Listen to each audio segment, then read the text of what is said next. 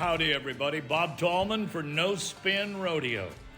No politics, no BS, just hard-hitting news and rodeo commentary from two of the most trusted sources in our sport. Kendra Santos, Tommy Joe, Lucia. Listen up. Here we go.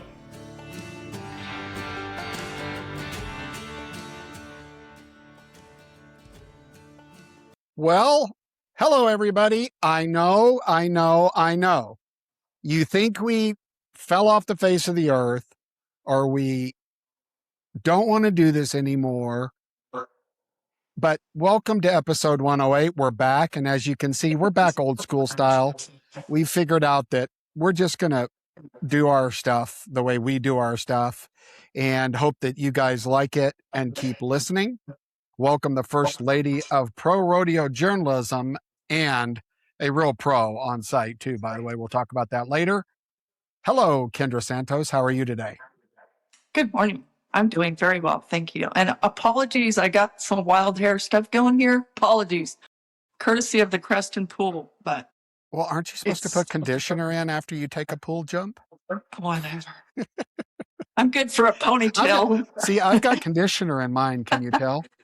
Lordy. I've got conditioner. Well, I'll tell you what a whirlwind month. I don't know about you, but apologize to all of our listeners for not giving you guys anything. But July is brutal for Kendra and I. And so we've just collected a lot of memories and stuff over the last month. And we figured that in this episode, we would just share with you some of our experiences, what we've noticed, cover a little news right here in episode 108. And you know what? I do want to say this. I'm going to start topping the show with this. Thank God and God bless rodeo fans.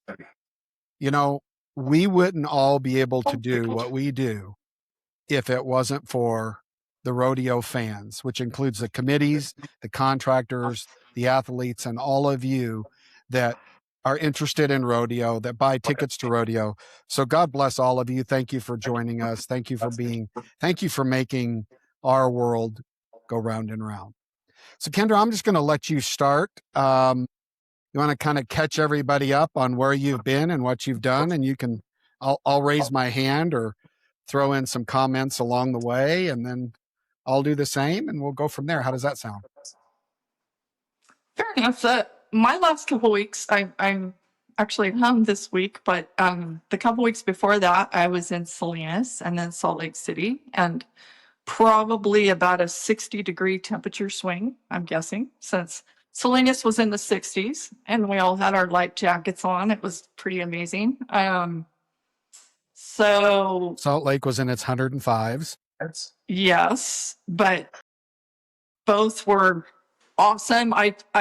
It's hard for me not to just really appreciate the old school traditions still alive at Salinas. And so, you know, the fact that it is the longest score line in a rodeo, the fact that it's the only 5-header we have in our sport in the team roping. Those are just really cool things. And what I know is, like, in my lifetime, rodeo committees were, when I was a kid, mostly, ranchers, including at Salinas, where, it was Chet Behan and Alan Wallace and people like that. And, as we go, a lot of those old ranchers, have gone on to the great cowboy reunion in the sky. And now, there are people from town running some of these rodeos. And so I don't think we should take sometimes very costly, literally, tradition holds that go. And I just, my cowboy friends are greatly appreciative of some of these things. And at Salinas, both team roping partners come from the left side of the steer. When I'm a kid, the bulldogger and the hazer came from both sides of the steer, by the way, and they have over time decided to put the hazer over on the right side now. But having those, let them out there and run them down, old school. Yes, things have changed. When I'm a kid, it's a much bigger, everybody thinks about the Salinas Arena being massive, but it was way, way, way bigger. And the grandstands on each end, lengthwise of the arena, weren't there. And it was made of painted green wooden boards. But some of the really great traditions of having an average and having that long score survive. And so we're very grateful for that. And it makes it unique, and that's cool. Well, and I think it's a calling card, right? If you're a rodeo like Salinas, like Pendleton, and are able to do that, and it really separates you from the contestants' point of view, even from the fans' point of view.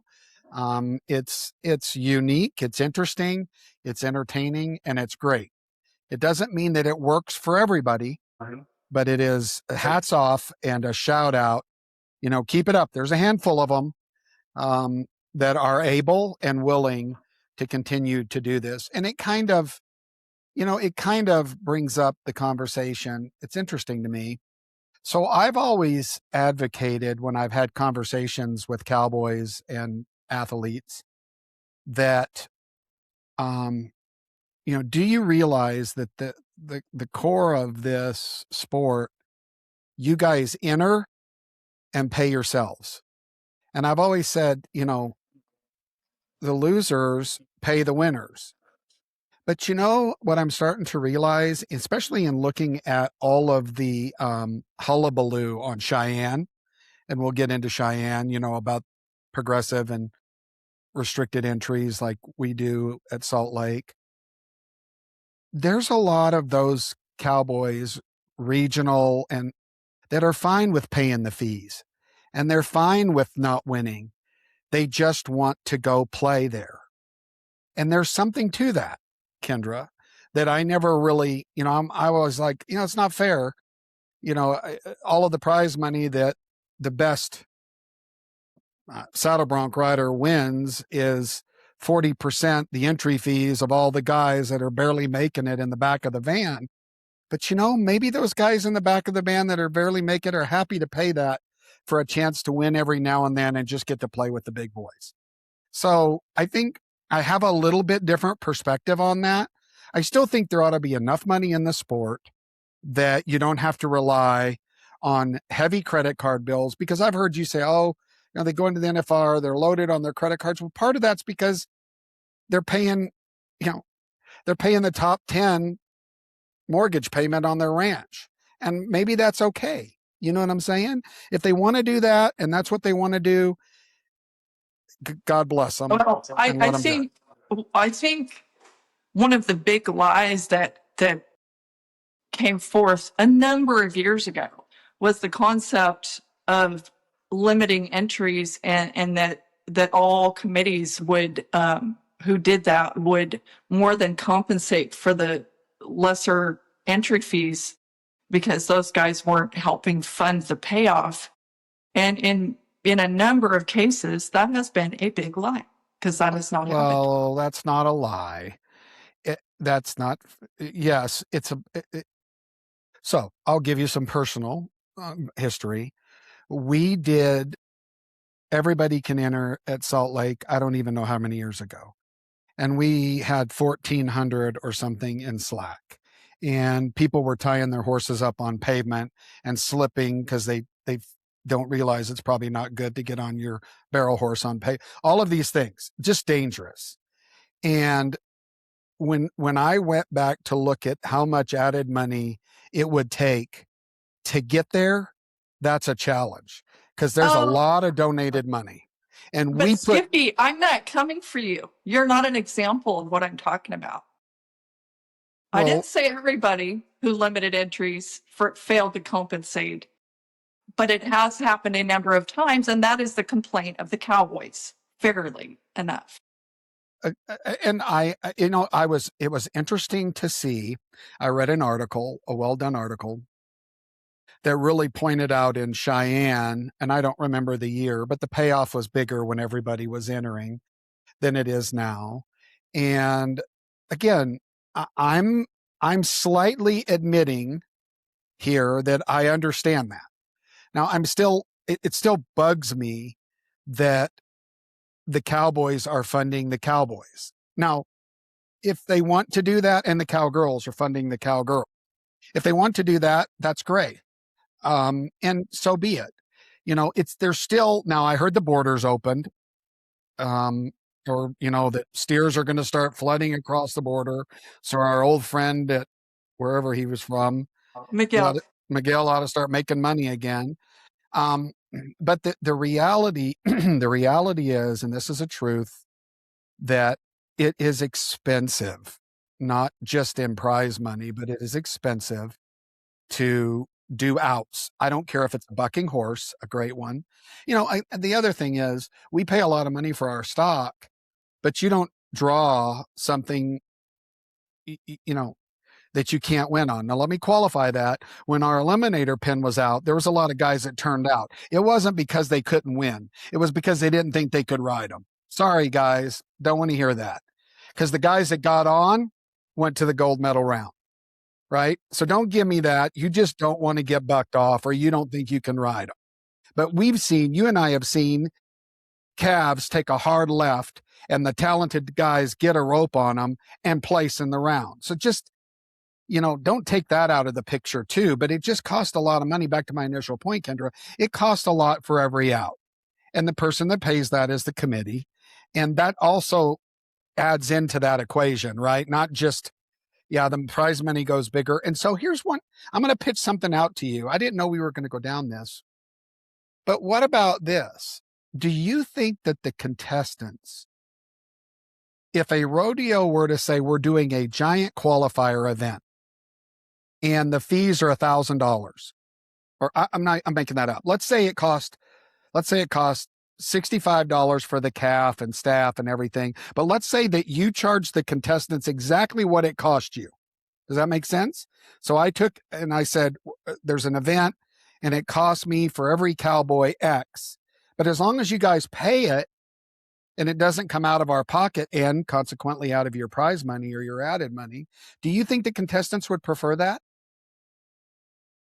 Well, I guess it depends on the options and it depends on the details. If there were 1,000 people entered and you're going to take the top one, like some of those redemption rounds at various qualifying events, it just depends on the details of the ground rules, right? Well, if I did it, I would take a bunch. Now, the flip side to that argument from a producer's standpoint is I didn't have him, but I want Stetson Wright, right? Correct, at our event. And so do my fans. They want to see in Utah Stetson. They want to see all the blue shirts. But, I think that if you had, for instance, let's just take our rodeo, for example. There's 40, 10 around. 40, if you had the top 10, you get all the big names. And then the other 30 qualify from an event that just doesn't cost the committee anything. So they don't have to pull it out of the prize money. Does that make sense? It doesn't cost them an arm and a leg to do that. If it was 30 and 10 for an event, do you think that would be fair? But how are you going to do that in the rough stock? Well, the roughs, you could open it up and say everybody that wants to enter can. You don't have to, because the truth is they're not that deep. I mean, you saw the bull riding the bull riders are split up. We'll talk about that later with the PBR teams. The bull riders are split up. I don't know that you have to do that in rough stock. I would probably just do it in timed events. I'm not saying Salt Lake's going to do this. I'm just asking about a premise. So if I were Cheyenne, what if in 3 months out, I just held a giant slack that didn't cost us anything, but put people into the rodeo. And I'm not even suggesting this for time, just a rodeo out there, right? You know what I'm saying, Kendra? Just a rodeo. You have this one big slack, and as long as it doesn't cost you a fortune, right? You provide the facilities and some staff. For our rodeo, if we spent 20 grand to do this or 15 grand, that's not going to kill us. But do you think that the contestants would prefer that? Do I think timed eventers would go for that, or for whether it's Salt Lake City or Houston? or San Antonio, do I think they'd show up? Yes. Well, As long as the terms aren't just ridiculous, I think that yes, I shot at that. And I mean, hey, your gold medal round in the barrel race was a pretty fine howdy do, right? I'd never heard of Carrie Ann Cross, who won your gold medal. And the number one horse in the world right now, Piper, was silver. Okay. So there is something to be said for, every dog has his day. That's probably not a very nice way of putting it, but just, to use an old saying, it's just, that's why there used to be hundreds and hundreds of entries at Cheyenne. That's why Dean Finnerty, entered the bulldogging at Cheyenne for whatever it was, 30 some years or something when he had the chance. Because every now and again, Cole freaking Pugh on his permit won it this year. Now, mind you, a whole lot of the top 15 type bulldoggers did not go to Cheyenne this year. They opted out. But historically, in 1983, when this little punk Scott August Berry wins, Cheyenne and changes the whole course of his life. And when in 17, when we did the trial events for our rodeo, we basically had events all over the country, and the PRCA board approved this, and we seeded people more like Olympics from all over. And by the way, that's when everybody heard Wyatt Denny's name, right? Like going back, like, who's this guy? Look at this goofy little guy with a mustache, and he just smoked them, right? So I think I would love that. I think the chance for outsiders to come in, figuring out a way, for, and I say outsiders, but for, these truly talented people that to get a shot. And we, with Days of 47 in the WPRA, we had some barrel racings that the number ones could get in. And by the way, that was a fight, right? It's funny because if you say, oh, we're going to let these people in, well, then the top 40 are like, oh, no, it's just us. We earned our right to be in the top 40, so we should not be held out. Well, again, no matter what decision you make as a committee, you're going to step on somebody's personal agenda or toes. And well, yes, and I think one of the things that's frustrating from the contestant side is when year to year the rules of the game change. Like this year, we're going to take this many from these standings, or if you finish in the top 8 or 10 in the final world standings, you're automatically going to get to whatever. I don't care if it's the American or Calgary or whatever it is. And then if the next year you have different rules, well, then, I mean, look at people who have had to sit out for injury, and all of a sudden they're having to requalify all over again, which is like a year-long process. Okay, now you got to try to get in the top 30 or 40 so you can get into the buildings. And that is the most irritating ringtone I've ever heard, but God bless Sorry America. about that. I can hear anyway. it. I can hear it. I meant to turn my phone off, but there you have it. But so, there's all of this is like, well, it comes down to details. It's because we've changed ours. You're trying to get better, and you'd adapt things. I love all of these people that are high critical of everything. I'll give you an example. I was highly critical of the public education system till I got on a school board. And when I actually understood what the school board is dealing with, I had some compassion for some of their decisions. It's interesting, and it's never going to change. That's the way it is. That's the way it is with employees and owners of companies, right? The employees say, why don't they just do that? They don't see it from the seat of the owner. It's the same thing in our sport, and this is never going to change. It'll always give us something to talk about. The committees are all of them, Kendra, are trying to do what's best for what they're in charge of. My job is to make money so we can give money. We're a 501c3. We want to give more money, right? And we have 5 days to do it. We would love a month to do it. We could give a lot more money. But it's just, a Okay, little bit are of you, to clarify that, are you talking about giving more money to charity? correct. Okay, Correct. so the one thing that, that's wonderful, and nobody's against that. I've written about this so many times. Nobody's against, helping communities that support rodeos, helping the youth, especially, which you guys are great at. That's so awesome.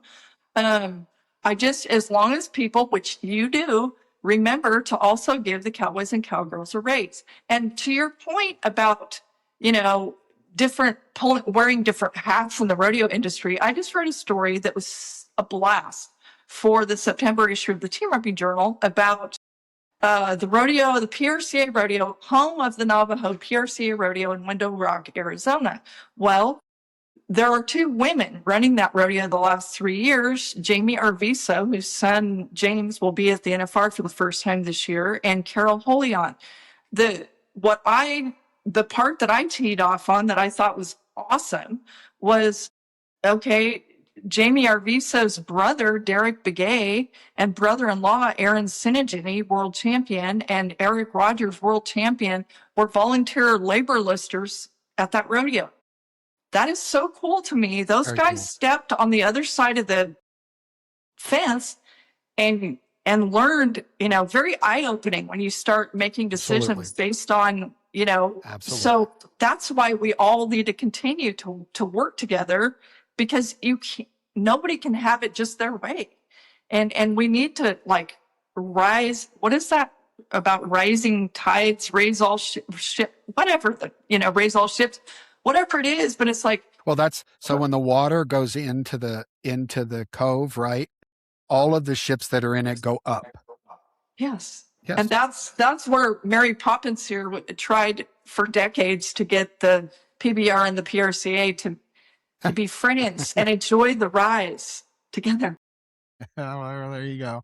It's because everybody thinks they're smarter than the other person in everybody's seats. And it's because of where you're sitting, right? And you're rowing your own boat, and the river looks like it looks for you, right? And so I don't think it'll change, but I think continued discussions, right? If a light goes off in someone's head when they're driving down the road and they're like, well, that makes sense. I'm not going to get quite as irritated. Like, that makes sense. It's not good. It sucks for me. A good example was Tim O'Connell at our rodeo. He had a bad gait on a horse that is not a wreck. And the horse hung a foot, and he could have got seriously injured. Well, I knew Tim, and Tim, I've known him since he's a little boy. I knew he was pissed. And he looks over at me, and I said, after the show. And he waited, and we talked. And, I told him, I said, we made a change immediately. And I said, I think it would be justified for you to be mad at me if we had bad gaits all the way along, but we hadn't. I hadn't seen it yet, nor neither had nobody in my team, and we have a really good team there. We hadn't seen a problem till then, right? And probably had we left everything alone, probably wouldn't have had a problem for the rest of the rodeo. Tim nodded for his horse. The gentleman on the latch couldn't get it open, finally got it open, right? And then they slow gated him, which is the wrong thing to do. But if you put yourself in the situation of this particular person, I don't know that they knew what to do at that particular moment, right? Sling it, whatever. And the wrong decision was made. And at the end of the conversation with Tim, he understood that, he was fine, right? And then it turned out he was okay. I mean, I was worried that he was seriously injured, and it turned out that, he was hurt, but not injured. I tell my grandkids all the time, figure out if you're injured or hurt. So he, okay. And, the two sides to every story situation. And I know your side. And I also talked at the time, before Tim even talked to you, at length with Tim. And what I would say in conclusion, A, thank God he wasn't seriously injured, because it could have been. B, this is another case where, people are human. I think he had some very fair, valid points. In summary, for me, knowing in pretty good detail the way both of you came at it, You both acted as absolute professionals in the situation. You listened. You immediately rectified the situation to the best of your ability. And he was a pro to come directly to you instead of bad mouthing you to others. He came directly to you and said, here's exactly what happened from my point of view. And here's exactly why this can't happen again. And you said, I hear you. And you took care of it immediately. And so I say, good for you both, because you were both men about it. And nobody wants Tim O'Connell to win a gold medal more than me. Like, if I'm prejudiced, and he knows that, he knows I want him on the medal stand, because Tim and I've known each other so long. And I love Tim, and I love the O'Connell family. They're friends of mine from way, way, way back. And so I think what he realized is I was just as upset as he was. Like, both of us looked at each other during our opening ceremonies, and I looked at him like, go get it today. Right. So, I mean, there's emotion in that. And whether you're a producer or not, these are people that I care about. And of course I don't want it to happen. But at the end of the day, we both said it sucks, but it happens. And we just can't be negligent. Right. When the shit got thin, you both were professionals, and you both stepped up and were professionals. So good on you for that. And he's winning. Like, he's winning. I think he won Dodge City. I mean, I want Tim, because Tim will admit, a bareback rider's their body doesn't last very long. And Tim knows he's not at the beginning of his career, and he's got to be careful to stay physically healthy enough to reach his goals. And I understand that. And things like that don't help it. And he'll run across more along the way. And he knows that. But yeah, hats off to Tim. It breaks my heart that he didn't get on the medal platform, because he had the horse. He had the horse to do it. Like, everything was there. It was the right horse for him. And that's what makes someone even more angry, even on the other end of the arena, right? When look at the team roping at our event, and I watch Anthony, because Anthony's announcing. He's deep seated in the team roping world like you are. He's done it. He knows those guys. He's friends. And you just see the disappointment when it doesn't work out for these guys. But that's the unique thing of our sport. It's so hard to have everything work perfect every time. It's just hard. While we're in Salt Lake City, I would love, and speaking of team ropers also, there was one evening, it was Saturday before the rodeo, and I had done a video clip with team roper Coleman Proctor, and then I realized that there was so much background noise, it wasn't that good. So I'm like, hey, redo. So he waves me into the Justin Sports Medicine room. Everybody talks about the Justin Sports Medicine all the time, whatever. But if people could see the visual of what I saw when I stepped into there, people have no idea they were, this is going to come out weird, but they were working on Coleman Proctor's groin, Cirrus or Trison Calawea's pec from missing a steer somewhere a couple days before. He wasn't even up that night. They were helping him. There's Cole Franks rolling around on a ball doing positioning and things. He's had hip surgery like Shad Mayfield, who's trying to come back. I mean, they're helping people who aren't even up that day. And there's guys in there that are lined up, and they're like, it's like triage. Like, okay, this guy's up in the bareback riding, so they have 3 or 4 tables, and they're like, okay, we got to put him first because he's in the second event. And it was insane, but no one was turned away. And if you need to have ice on your shoulder while you sit over here and wait your turn, okay. Anyway, that Justin Sports Medicine provides a priceless gift to these guys. Yeah, and nobody gets it. You can't really show video of that, but every day, that room of ours, for instance, and we know it's that way all over, is just packed full. And the Justin team, of primary doctors and trainers that they send out that the Justin Sports Medicine team manages are pros. They're easy to get along with. They're often, we make an effort, and I think more rodeos should, to not think of them as a pain. They're not a pain. Get them facilities where they can work on people. Get them the monitor so they can see the action. Get them good paramedics that can help them, because just what you said, amen to you. Thank God for the Justin Sports Medicine team and what they do for a whole year. Like, they don't get near enough credit. They don't. It's wild. And people don't think that a team roper would be in there to work on his groin or his back. But there was Coleman Proctor.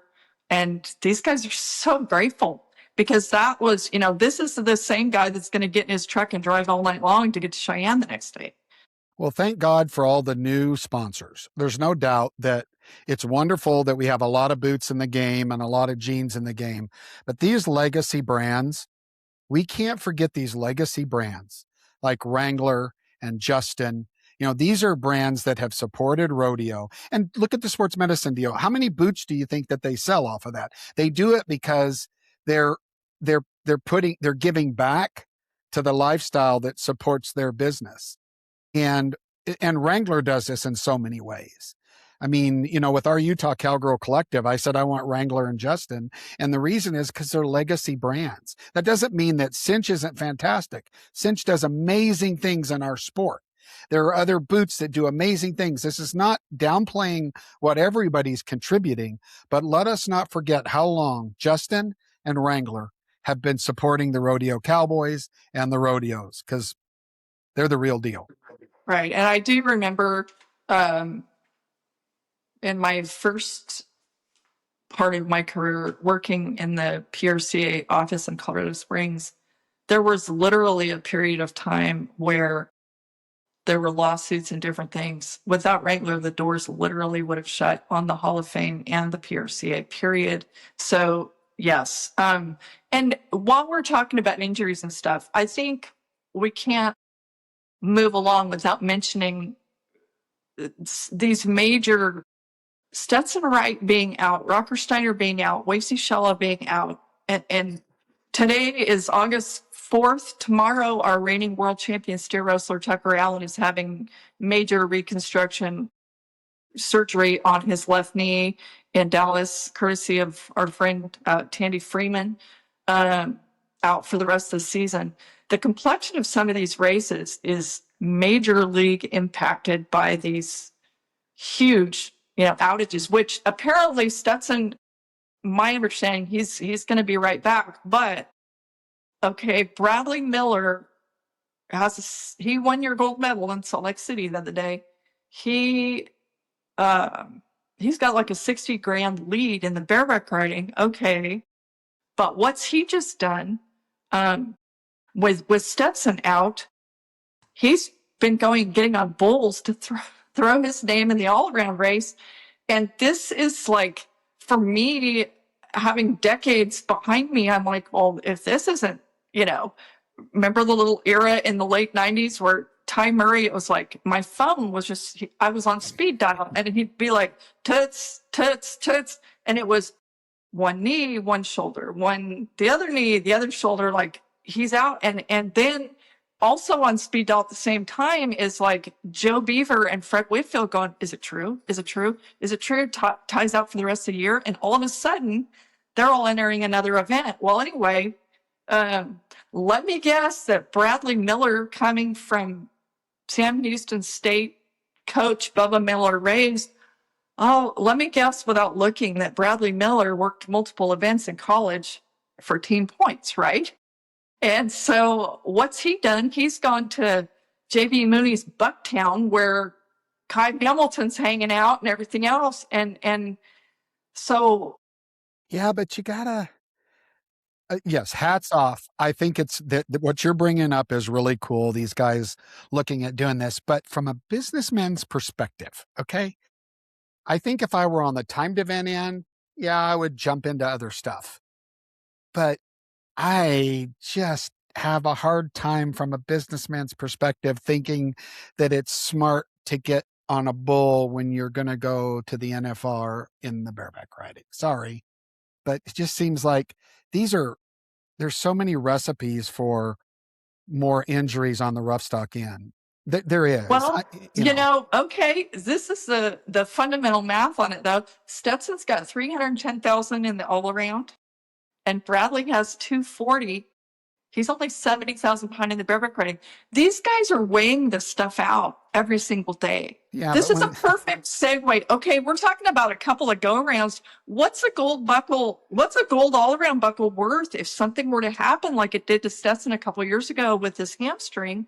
What if he tries to come back and his shoulder says, nah, not quite yet? Or you get to the NFR, if he were to qualify and you get to the NFR. But with Stetson qualifying in 2 events, I mean, I think that's the key. I think you need to be qualified in 2 events if you think you're going to get anywhere close to Stetson at the end of the day. Unless, for some reason, God forbid, Stetson can't be with us in Las Vegas. Well, I mean, I hope that doesn't happen. I agree. I'm not so sure it's smart to get on a bull. I understand. I'm just saying. I do. Okay. He's a great bareback rider, but hey, hats off, because I love that there's still some cowboy grit left. I'm not saying don't do it. I'm not, because I respect cowboy grit and this. I'm taking the re-ride attitude. I've always had respect. I don't always agree with it. I've been there like, no, don't take I didn't come here to get second. Okay. Well, hey, Pa Kettle, you have to admit with me that Bradley Miller rolling like he is in the bareback riding and being way out in the lead, getting on bulls, is big brass balls, right? You have absolutely. Okay. So where does the weight go between big brass balls and Pa Kettle saying, okay, maybe you just need to make sure that you have just as much brass, but between your ears as you do between your legs. That's all I'm saying. Okay, but look where he's going for a leg up or a little refresher. I'm just saying he's going to Bucktown, and he's going to JB Mooney and Kai Hamilton, who are kings of big brass balls, and we're going to smoke indoors if we want to, and we're not going to wear helmets and whatever. And you can call them stupid if you want. I didn't call them gangsters. I don't know. Whatever. I did not call them stupid. I'm just okay. Fine. Again, it's a free country. Do whatever you want. I'm just saying. I'm just reminding people to really calculate this stuff. Okay. That's all. Thank you for teeing it up for me, and I'm not saying that you're wrong, by the way. I'm just saying, there's the 2 sides to every story. This is a perfect segue into, let's talk about John Crimber. Let's talk about John Crimber, who just won $1 million in the PBR and is doing the all-night drives in the Capri camper to because he wants to be the first guy to ever win the world in the PBR and the PRCA the same year. Is that stupid, Skippy? Because a lot of people would say, holy shit, what are you doing? Well, I guess the only difference is he's the best bull rider in the nation, he's not learning to ride bareback horses. Yes, I think, but he's going after, something that's never been done. That's one thing, right? That's a different thing. He has the talent to do it. He does. I mean, it's interesting to me. It's a good thing his dad's the coach, but his injury isn't helping their team right now at all. If you watch the team's event, his groin, it's so I think it's fantastic. Okay. I loved seeing him on the back of our chutes, and nobody could have rode his short go bull. Nobody would have rode that bull. I didn't particularly love him in the draw, frankly, because I would have liked to seen Crimber ride, because he can ride almost anything.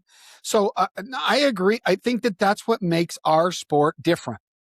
right? That these guys, and I think there's probably a part of Crimmer that's like, I want to know what it's like to be sitting there sweating and eating a corn dog in the back of a van, and it's going to make him a better bull rider, because the rest of the little punks that are flying in there and staying in the Marriott and going and doing their 15 push-ups and then watching their PowerPoint on what they should eat and never having rodeoed, this is going to make Crimmer a better bull rider, period. Well, and remember too, what he's told me in Salt Lake City, I'm like, why? And he said, I want to do this because my dad is my ultimate hero. And he not only went to the NFR, but he won the NFR. And Paulo Crimmer is John's hero. And so that's part of his why also. So, cool. Interesting. And that's cool. Yeah. And so, there's so many different ways to go. It's hard for me to leave Salt Lake City. There's so many things that happen there. Well, I guess while we're talking about injuries, I would say something. Let's talk about the other end of the arena. Let's talk about Shad Mayfield. So, everybody knows he has 2 hip surgeries, and then he's trying to, pull a Codiol. And how fun for me right now when Codiol is texting me like, what he just told Shad, and here, Shad's been doing some winning, and can he come back at Reno and make the finals? And hey, if he's got a chip in a chair in Vegas, never count him out. Everybody knows that. And something that happened Sunday night, a couple days ago, was tough. I know we're bouncing all over the place, but it was tough to watch. Maybe more than anything as a rodeo mom, because he was high man back in the short run at Dodge City. And, a human error was made, and the short run calves were 100 miles away when the short run happened. Okay. You heard about that or not? Yeah, I did. Okay. I don't know. It's too bad. And I'm not here to just. I don't know how that happens. Like, I can't wrap my head around how that went down. I understand one thing. I don't.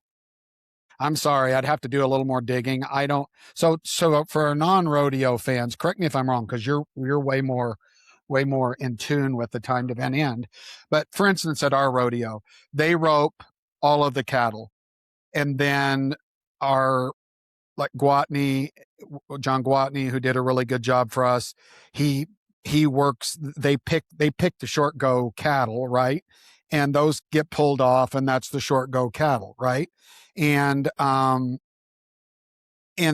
so I don't know how historically the short go cattle are brought back by the guys who make the short run. In other words, they Correct. tend to be the best end of the herd. Correct. Okay. And I just don't know how someone, right? I wasn't there, and I'm not throwing any daggers at anybody, but how someone these guys catch everything. How someone can't look at that pen of cattle, or how someone, well, and maybe they did. I haven't done enough research on this.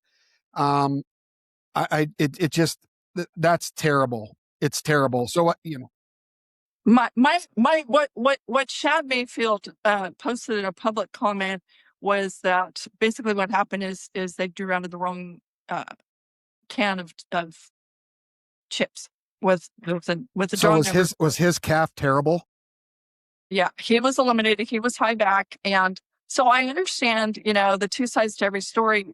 People are people, and people are human, and mistakes happen. Apparently, according to what Shad explained publicly, was that by the time anyone realized the error, the short run calves were 100 miles away.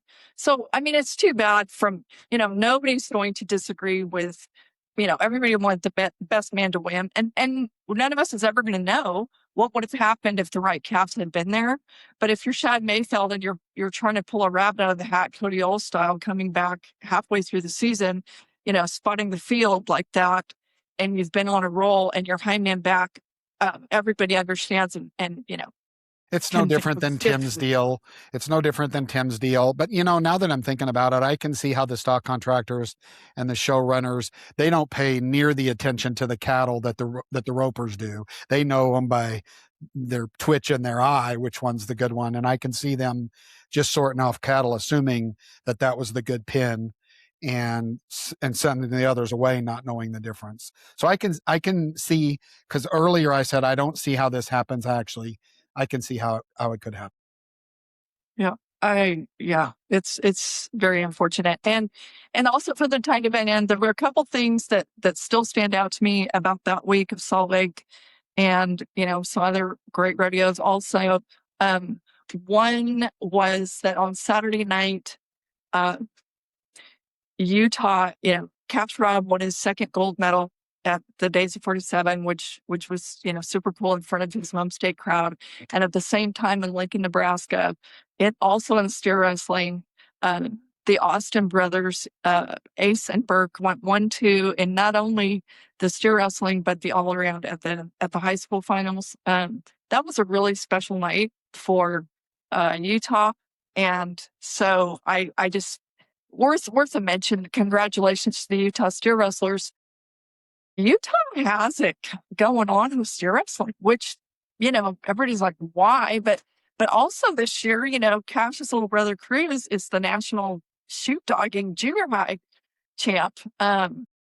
So there's a lot brewing there, but that was a very special night. And in the same 24-hour period, there was something that happened that I think people really related to, just as, on the human interest side of rodeo, that, what was it, Friday night before the rodeo, I was out near a parking lot in Salt Lake City and talked for a minute to Derek Begay and Coulter Todd, and they were pretty, sad. And those guys don't say much ever, but, things hadn't been really rolling, but the sad part was their dad hearts being, drawn away from the rodeo trail. And to their credit, they sucked it up. They roped. They were 4-5 that night in the perf on their second steer at Salt Lake. And then they went to, head for the all night drive, and they made it 4 blocks away from the rodeo grounds there in Salt Lake City. And they looked at each other. They're best friends besides being roping partners. And they're like, no. And they turned around and they went back to the rodeo grounds, and Coulter flew out the next morning to Lincoln to watch his boys, Traven and Coulter Lee, rope in the short round together. They were third high call. They ended up winning it. He got to be there for that. They didn't make it to Deadwood, but he got to be there for that. And by the same token, Big A flew home and was there Monday morning for his daughter Brindle's 7th birthday. And so that's cool. I mean, when people look at those guys and hang on their every word because they don't say very many words and think that they're so cool, and look at Coulter, he doesn't have any patches on his shirt. Why? Because he's like, well, because this isn't how I make my living. His heart is home with his family on the ranch. That's the way. But this is how they are and who they are when nobody's looking. And I just think pretty cool. I mean, those guys, if there is such a thing as gangster cowboys, it'd be those two, and they're going to say the least about it. So good for those guys. Anybody that puts family first is number one in my book. And it's hard because it's a balance. You're trying to, you're trying to reach your goals and keep family first. So that is a super cool story. Super cool story. Well, we talked about Salt Lake. Let's talk about Cheyenne. We kind of talked about it a little bit. I'll just start out with something a little bit lighthearted. I don't know what everybody else thought, but there were a lot of 90-point rides. I mean, a lot of 90-point rides. And I'm looking at our event and watching the rides to see. And so there's been some comments about the judges at Cheyenne. Of course, the judges come up everywhere. We at our rodeo, I thought we had a good sound set of judges. There was some variance there. There was stuff I didn't agree with there at our rodeo, and that's normal. And I can deal with that. They're the judges. They saw it their way. What I haven't heard about Cheyenne, and I did a little bit of texting to the people, and that is, at the end of the day, folks, back off. If they inflated the scores a little bit, back off, as long as the right guys took home checks, right? And if the right guys took home checks, then don't sweat it. Don't worry about it. That's my take on that, on Cheyenne. Have you heard anything about what sideline reporting do you have from Cheyenne? Well, I wasn't there. Well, I We mean, all know. you don't have to be there. You're kind of like Game of Thrones, right? If you've got all your little, you're the whisperer. You've got all your little spies everywhere. So don't give me this. Oh, I wasn't there. Don't give me that. You've got Well, something from okay, Cheyenne. I'll admit this. Part of why I wasn't there is because there was no Slack. Okay. Sometimes we have to agree to disagree. So see, Cheyenne, So that's what it feels like to get the stiletto. Okay, go ahead.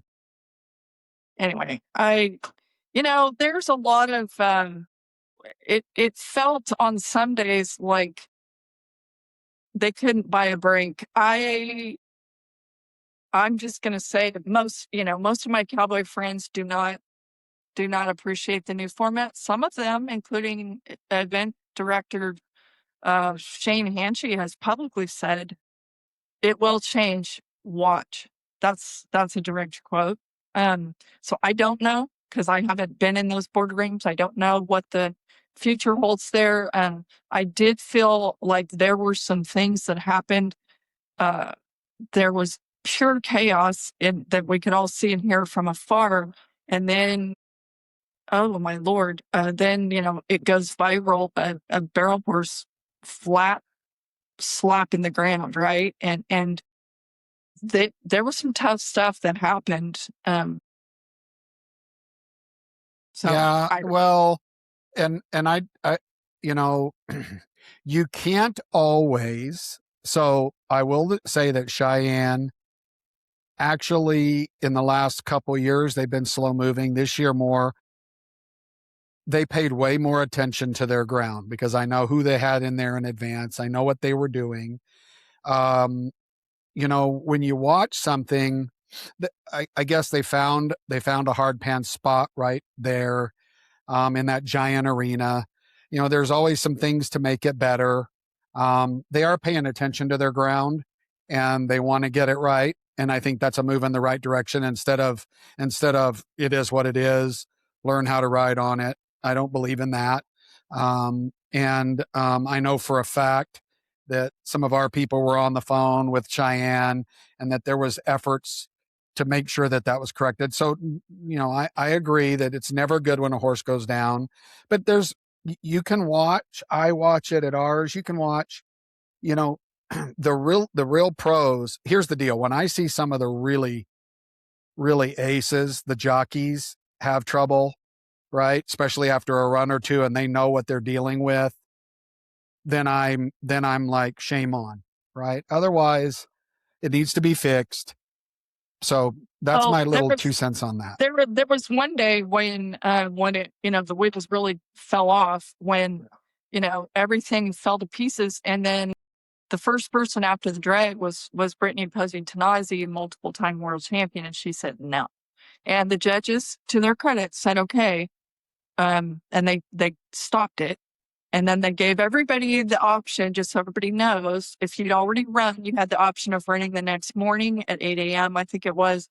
And the people who hadn't run yet had the option of running the next morning. I don't know how many people chose that. I know the horses that fell, I feel like they were sore and they didn't do it, kind of like Tim O'Connell didn't take his reride because he wanted to make sure he didn't have a broken back before, which was really wise in the heat of the moment. But, anyway, again, neither one of us was there. I would, because I think one of the harsh criticisms I would love, neither of us is here to attack specific rodeos or specific people, but I think one of those big ticket items with my cowboy friends there, and I would love, for you to address it from your point of view, producing a rodeo. Let's talk about top loading payoffs, because one of the big criticisms that people said to me was, I'm not going to, a lot of the bullers didn't go, and they said, I'm not going to run one over a score like that for, was it $2,000 or $3,000? So let's talk just in general about top loading payoffs and your feeling about that. Well,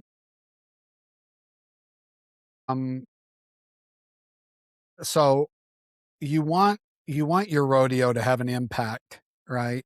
And so the people that win your rodeos, you want them to be able to have significant improvement in the standings. I think it's a balancing act, Kendra. I think in a situation with in the case of particularly maybe Cheyenne or Salinas dribbling it down, I'm still ingrained, and maybe it's the old man in me, that you just don't give blue ribbons 40 feet down, right? If you give every kid on the Pee Wee team a blue ribbon and tell them they do good, let me just that they're not interrupt going to for a get moment. better. Let me interrupt you for a moment, because I saw the 3 feet tall trophies you gave to every mutton buster in Salt Lake City, Skip. That's not the analogy I'm making. I'm just saying that that sometimes not winning makes you better. Sometimes not winning makes you go home, and maybe you need to go home. Listen, there's probably a good argument both ways, spreading the money out and top loading it. And I'm an advocate of impactful prize money, right? I'm not an advocate of taking $70,000 and dividing it up 700 ways. Now, in particular at our rodeo, we shoved some more money into those earlier rounds intentionally when we added more money, but I kept my base money up there where I wanted it, right? The top three, and we pay all eight. If you come into ours, all eight get a check. So you're going to get a check when you come into our rodeo. And with the exception of ground money, some different ground money rules. Okay, and I would love to interrupt to say that the 3 medalists, so people know, gold medal came with 18 grand, a silver medal came with 13 grand, and a bronze medal came with 8 grand. That's very impressive. Well, but it's not, we in the short go, we paid 8 holes down. I'm just saying, I do understand. I understand your point of view, and I understand the committees. I don't think that I have a magic bullet for this. I think that if there's more people playing and the conditions are harder, I think in a progressive where you're limiting it, I think there's probably an argument for top loading, because that's the best against the best. I think if you open that up more, that you should give more people opportunities to win money, because it's harder to get there, in that particular environment. So I don't have a great stance on this. I see the reason for top loading it. I see you want your prize money to be impactful, right? And you could admit that. You want to see that someone wins your rodeo, it significantly helps them in the standings. I appreciate that. I appreciate the people that when, are sitting, I appreciate what you're saying. You're sitting 8th hole and you barely cover your fuel and getting there. I appreciate that too. And I don't know that I have a really good argument for either. I see both sides of the story. So let's just keep the conversation open. Let's move on to another thing that I thought was interesting. Let's talk about buck order and roughstock, because you explain who decides, and you explain to me how the deck is not stacked in certain favors to sell the performance. Explain that. Okay. Well, so yes, stock contractors, in our case, in our rodeo. So there's a couple things that you have to understand from a production standpoint. Our goals, we can't lose sight of the fact that the people in the stands, literally, the people that buy the tickets, are what brings the tide into the bay that lifts all ships. Because sponsors don't come if there's not fans. We've had this conversation. So you need to package this so that the fans have the best experience while balancing competition. So in the case when I was doing the PBR and with our rodeo, it's really simple. We really buck them. We try to buck them primarily in the right order that they're loaded, primarily, not exclusively. And you do want to, there's nothing wrong with putting really good matchups. I don't think there's any wrong with it at the end. Now, an athlete's side is going to be, well, the first guy never wins. Well, that has nothing to do, Kendra, with us as producers or stock contractors or show. You know what that is? That's bad judging. Because the way I look at it, the first guy should have, if the judges are tuned in and they know what they're doing, there's no reason that the first guy is setting some kind of bar for the rest of the performance. That's just amateur judging, frankly. And we're professionals, and I have to assume that the 4 judges I have there will give the first guy what he deserves, and he should win, right? And okay, let's take a specific example. We're in Utah. Correct me if I'm wrong. We're in Utah.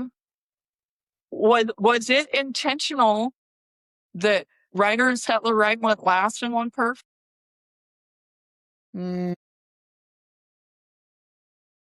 I'm sure there was discussions on they would be the right guys to end the round in. The But right so what? guys? Well, Okay, I mean, okay. they're the blue shirts and you're in Utah, but what difference does that make Hey, if the listen, judging's listen. correct? Okay, fair. That is absolutely true. And I'm a fan of the blue shirts. So don't look at me like that. But I'm just saying in general, if you're in Utah, and also there's a lot all the time online about, I didn't know so and so announcer was also a judge or whatever. How much pressure is there on the announcers to again sell? How much does the announcer want? And I'm not talking about Salt Lake City here. I'm talking about another rodeo that happened in the last week that's just getting pummeled over this. How much pressure is there on the announcer to in turn pressure the judges to sell it and have the last guy or two knock it out of the park with the crowd? No, I don't think any. So from an announcer's perspective, and these announcers can send us some feedback if they want, their job is to take every diamond in the field, right, and make sure that it's recognized, right, to sell everything you have to sell.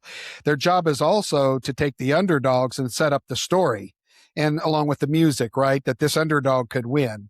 Now, when you have the rights at the end, right, and you've got 10,000 people in the stands, that when you say a right's name, they're going to lose their cookies. Yeah, they're going to take advantage of it. That's what they're paid to do. They're paid to take advantage, and it makes them look good, right? If the announcer's standing there and he drops a line and the crowd goes wild, I look over at my guys and wink at them. Good job. That's their job. Now, again, I go back to the same thing, that the right guy should win. That's the competition. By the way, that's what the PRCA should be focusing on, is that the right guys get to the NFR and the right guy gets a good buckle. And you know what that's directly tied to? That's directly tied to the judging. Like, it's directly tied. Like, there's no room, zero room in our sport for non-qualified judges. Bring it on. Anybody, bring on your comments. Bring on everything. Yeah. There's no I don't room for think that. anybody can go against you, but the 2 words I would have for you that just kind of cover it all for me are competitive integrity. And if you're not, if you have the 2 gunslingers last in front of their hometown crowd, if you're the 3rd guy out because you're saying the stock contractor is the stock contractor Well, in there's with the producers? all of us are in control of that. We can set the buck order however we want to set the buck order, and that's fine. And I will just respectfully disagree that by doing that, somehow you're changing the competitive advantage. Because again, I'm sorry, but if a rookie goes out first and he rides a 23 pointer and he sticks iron in his neck all the way, he should win. And that's a better story for the rodeo to come back and say the rookie beat the blue shirts at the first ride of the night. So I'm not going to travel down that road, because I think it's all a bunch of baloney if the judging's correct. Sorry. And this whole, the announcers blessed him and now he won. The announcers are judge. Oh, go home. Get good judges. The judges aren't listening to that, or if they are, they shouldn't be, right? Come on. Get a grip. No, I respectfully disagree with you. Go out there and win. Now, the problem. Yeah, but you're saying you respectfully disagree with me.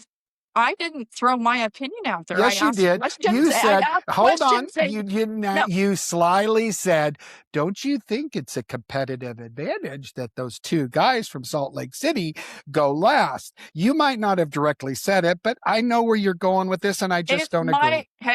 if my questions offend you, that's on you. I'm not offended. We're debating.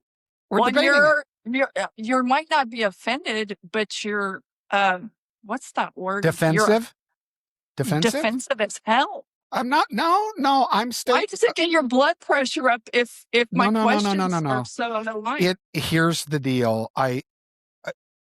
Because I think that everybody that nods their head should have. I guess I'm irritated with the fact that some of this stuff gets shadows on it because the judges don't do what the judges should do. Right. Okay. And I'm honestly not defensive. I mean, at the end of the day, as a producer, do I want to put someone out last that I know's not going to ride? No, I don't. Okay. Here's another. Let's go one more example, and then I won't bring up any more examples here. Okay, there was a night in Salt Lake City where it was like, this is a dream. You got your 1-2 rookies and your 1-3 guys in the bull riding. Noah Lee and Hayden Welsh were out. They both bucked off, and then two guys, to tell you the truth, don't remember who they were. Is there anything done? Please enlighten me also to put more rideable bulls toward the end, because that really is the sell of your turf. No? I don't think that was the case in our case. I think it was more chance in the way everything went down in corners and stuff. I'm not saying that other rodeos and stock contractors, when stock contractors are pushing the rodeos, that they don't load them with with more rideable bulls at the end. But at the end of the day, when you've got Noah Lee, you got these guys that you believe are going to ride. You can put them anywhere in a set of 8 bulls, or in, there was one day I think we had 6 bulls because we had a couple turnouts, which again, I don't understand how you turn out a rodeo that has 600 and something or 700 and something $1,000 added money. But, a visible injury, I get all this. It just, so to answer your question, I think there are rodeos that do that. I can't say that's a bad policy, because of course, Kendra, there's nothing better than your last bull rider rides. If you watch me on my podium, the last guy rides, I throw my hand up because it's exactly what I want for my crowd, because I'm fixing to turn the lights out. And I want that to be their last memory. So I get it. The question is if it would be, I would need to be strongly considerate if I thought that it was, if what you said, is this a competitive advantage? Like, does this give someone an advantage? If it does, that's wrong, and that's on the judges. But mixing it up to be the best for the fans shouldn't be a problem, right? It shouldn't be a problem if we have professional judging. And I'm going to stay on that. Not to, because it feels like the judging comes up all the time. And for the 10,000th time, I'm back to like how I feel about teachers. We need to pay qualified judges exponentially more money. That's the answer. I agree. For me, I agree. that's the answer. And so we had a whole podcast on that. I agree. There's I no think reason these major rodeos with major prize money, and I think they're doing the best they can, but I'm sorry, I don't think it's good enough. I don't. I don't think there's any level of excuses when it comes to judging as far as association. I mean, I understand the realities of it, and I'm not saying any of these judges aren't trying their best, but their best may not be good enough. And that's a problem. And I still think it's a problem. I think it's something, people are worried about entering and we're going to change this and well, if you want to focus on something, you better make sure that the right guys are winning consistently across the boards, because there's so many other variables in our sport, Kendra. The draw, a shoot gate, all these things. You can't have the judges be a variable. It's just, let's Well, move on. Let's move on. You and I could go toe to toe all day. You, my friend, need to catch a plane. I would just you threw something out as opinion earlier, and I'll just finish with one. I have 18,000 tidbits up my sleeves from being out there at these radios here lately. But I thought it was really interesting. You said something about John Crimber's, the best bull rider in the world, and a lot of people feel that way. But interesting, when I asked Hayden Welsh, so just out of curiosity, who do you think's the best bull rider in the world right now? You know what he said? Sage Kimzey. I thought that was interesting. That's what Hayden Welsh thinks. Well, there's Speaking of people who drew want to go where no man has gone before and pulled up short of Donegade's record when he surely would have gotten it, or still may at some point if he decides to go a different route. But I just thought that was really interesting. One of our brightest stars, his opinion is Sage Kimzey's the best. Well, I thought that was interesting. Well, but Sage is, so it depends on what you're using for greatest bull rider in the world, right? It's the same thing as greatest basketball player in the world. Is it MJ or LeBron? It's, what are your qualifications for that? Those aren't written down. Now, is Sage Kimzey a mentor, a leader, a technically and fundamentally unbelievably great bull rider? Yes. Has he not, with gold buckles, proven how great he is? And Crimber hasn't yet. For me, it's laying two guys side by side in the moment. Young Crimber with the reaction time that's unbelievable, with a whole list of injuries that Sage doesn't have on his bedpost, right? You put those two guys together now on the same bull. That's a tricky one too, because Sage's experience comes in. But Crimber's he's got the youth, he's got the passion, he's got the drive, right? And Sage has got the experience and a lot of injuries and a little age on him. In the moment, Crimber, this is my opinion, Crimber is the best bull rider in the world, in my opinion, today. Now, that doesn't mean that I don't think that Noah can't outride him one night anywhere. That's not it. I'm just, from my perspective. Noah, you know what? That was really interesting too, because Noah and Hayden are such headliners right now, and rightly so. And Noah got the shit beat out of him in Salt Lake City and turned right around and went and kicked ass at Cheyenne the next day with a broken nose. So he did. Don't think he's not a tough little son of a bitch. And you can see the wear on these guys. You can see the wear on Crimber. This getting on every day, right, and traveling is a different game, right? It's a different game. And that's why I said, heads up, Crimber, because he's learning some stuff that he's going to take into the PBR teams that's going to give him an edge, which, by the way, Sage brought in there, right? These are things that are undeniable advantages. Go get in a rodeo truck, go down the road, draw bulls. Crimber, he's drawing into pins. That's a whole different game for him. When they draw into a pin at the PBR bulls, there might be one that only he can ride, right? But you're not drawing some no good rotten. I mean, we had a couple bulls in our outs that I was like, yuck. Now, that wasn't their trips, but yuck. They don't belong in this pen. Now, that wasn't their trips. And in fairness, the bull riders looked at all of them, and, we get contestants input on all the stock. We have 5 different stock contractors. We have Pete Carr there. Pete Carr could inevitably do our rodeo with all his stuff. A lot of his stuff set, right? Because I want the best of everybody's. So back to Crimber, I'm with you. I mean, I would think that if I had to say, who should you look up to today, Hayden? Sage. Absolutely. Who should you pattern yourself after? Sage. Absolutely. who's going to ride the same bull in and out with all the things the same today? Crimber is going to probably ride something that Sage may not. That's my opinion. Here's what I'm going to do as your friend, my red-faced friend. Am I red-faced? We both need to live to fight another day, and that starts with you catching this plane and not missing it. So I'm good. I'm good. I want to, there's a couple other little things that I think are really, that I thought were really interesting. So did you see on social media, the skydiver coming in with the American flag at Folsom, Colorado, and then coming to an abrupt stop? Folsom, Colorado, or Folsom, California? No, California. I did not see it, but no. Yeah, I saw the video on it. Oh my goodness, because we've done skydiving at our deal. It's so cool when it comes in.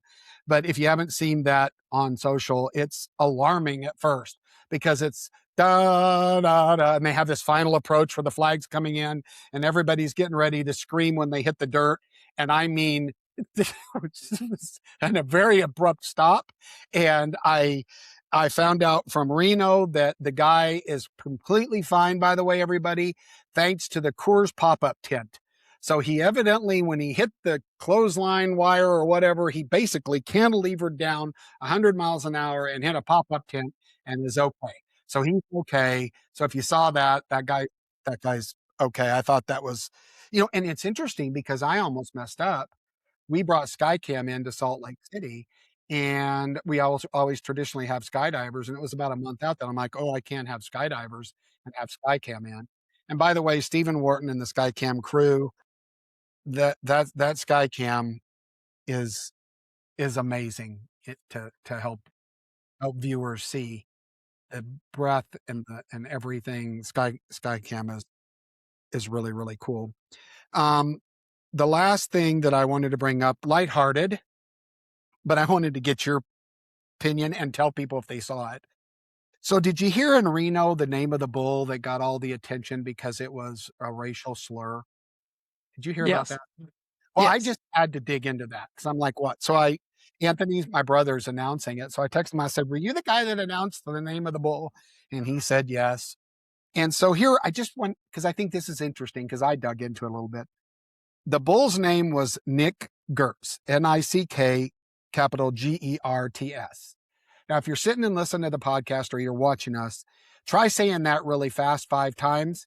And if you don't have an S on it, then you get what the racial slur is. Because I was trying to figure out what it was, right? How is it a racial slur? But maybe I'm a little slow. And so I see how it happened. And they changed the name and of the bull. But boy, again, you got to be careful because you don't want to upset anybody. Anybody's perception is reality. And, so that's where that came from. I thought it was, cause I'm like, what was, cause I read the name Nick Gertz. I'm like, I don't get it. What, until I got a little perspective. And if you say that, if you're an announcer and you say it really fast and maybe you don't stress the S, you can see where that's coming from. Kind of like the old joke where you called the bar and asked for, I'm not even going to bring those names up. And they announced over the loudspeaker, could so-and-so and so-and-so come to the bar? And if it's said real fast. So that's where all that was. And I think let's end a very interesting conversation on a lighthearted note. Nobody was intended to be offended there. And the name was changed, by the way. So there you have it. On that, you know what? Sorry, but we're going to just keep having one more. But on the perceptionist reality, point, that was always true. And right now I have a real heart for our friends at Salinas who just had a whale of a rodeo. Amazing, awesome. We talked about some of the reasons why. And then right now they're going through torture because a non-PRCA rodeo over the weekend or event related to rodeo happened, and they're getting pummeled over an animal welfare issue that has nothing to do with professional rodeo, and it's really tough.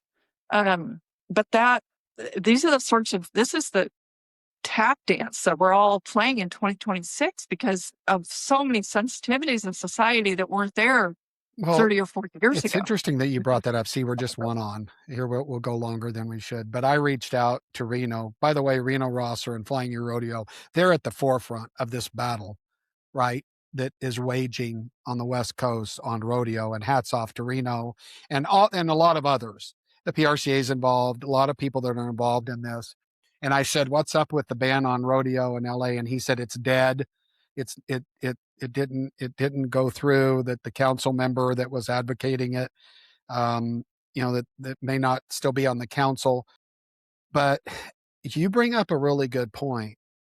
Professional rodeo and the WPRA, they can't control or monitor all of this other stuff that's out there, which could potentially be fatal for our sport. And I'm with you. I mean, the amount of effort that Salinas puts in any West Coast rodeo, the amount of effort that they have to put in to make sure that they don't get pummeled is unbelievable, that there's still a rodeo on the West Coast, right? Because it's almost, why do it, right? Like, why even, it's not even worth the headache. But thank God and hats off to you guys for because that's where it all originated. You bring it up all the time. There's the West Coast is, part of the foundation of our sport, and it's got to stay there. But you bring up a valid point, and I don't, what do we do? But say, but you also have to pay attention to even some of these pro rodeos, how they handle these situations is important. And Well, and all the ball bounces both directions, by the way, because Reno being on the forefront and a guy like Tim Baldwin from Salinas being on the front lines and different people, let's not forget that a year or two ago when it all came down on the rodeo ban in LA, who saved the day? The Charros. Yep. I saw the And picture so, of 70 Charros on horseback, right? yes, Standing in front of City Hall or whatever. And yes. And their fantastic. cultural influence helped the cowboy culture tremendously. So we don't want to turn on related events, but the harpoon goes in both directions, right? The dagger comes in both directions, but they have so helped save the day. So we don't want to just turn on each other. We want to help each other. Again, we're back to rising that tide. Yeah. And ships. the thing about it is and it's not wise, you have animal athletes performing and you have human athletes performing, just like all athletes perform, and injuries can happen. That's just the reality of performing athletes. Now, the argument is, I'm telling you, I've had PETA people come with me to behind the chutes and watch these bucking horses and bulls, and you watch the natural instinct of the cattle and everything. It all goes back to the premise of forcing something for entertainment. And I just don't I don't think that that's the case. These animals, especially the rough stock, the born to buck is real. They love what they do. And, to sit there and say that that's not possible for an animal to be injured while it is competing, and they're competing against the human, and they want to win. And, we have to take precautions. And I know that as a whole, the rodeo industry takes, you look at like Brittany not running, right? You can give example of our industry cherishing our animals and taking care of them. But the perception, you said it, we said it both, perception's reality. It matters how someone perceives it, whether it's true or not, right? Even in your home and your family, how you talk to somebody, it matters how that person you're talking to is perceiving it. Yes. Whether you meant it or not. If people know the truth, one of my favorite examples of the way we feel about our animals with a gold buckle on the line, Haley Kinsel leave sister in her stall last year for the 10th round because she was just not quite herself that morning. I mean, come on now. Nobody loves them more than we do. So that's great. Go catch your plane. Okay. Well, everybody, thank you for being a part. Boy, it was fun to be back. It was fun for us to just have a conversation. Thank all of you. We'll be back. We're coming at you every 2 weeks. So get ready. We're coming at you every 2 weeks. And you're going to hear us whether you like it or not. So to all of you, God bless you. Thank you for joining us. Thank you, Miss Santos. Again, you're a star. This has been No Spin Rodeo, episode 108. We'll see you next time.